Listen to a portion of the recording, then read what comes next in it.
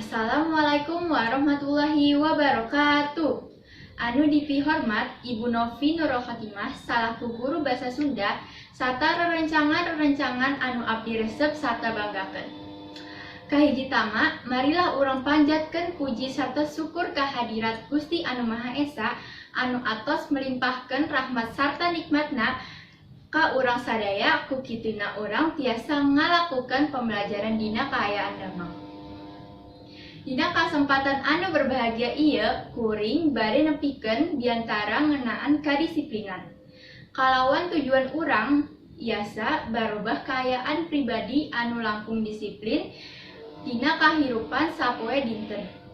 Mugi-mugi diantara ieu mere mangpaat haturan urang sadaya. Ayeuna reueus kalintang jalmi anu nganggep disiplin nyaeta hiji perkawis anu sesah haturan dilaksanakeun.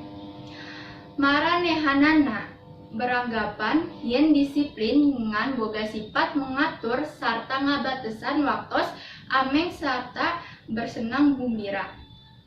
Padahal dina dasarna disiplin nyaeta hiji daweng atawa laku lampah anu nempatkeun sanes kanten kagiatan dumasa waktuna.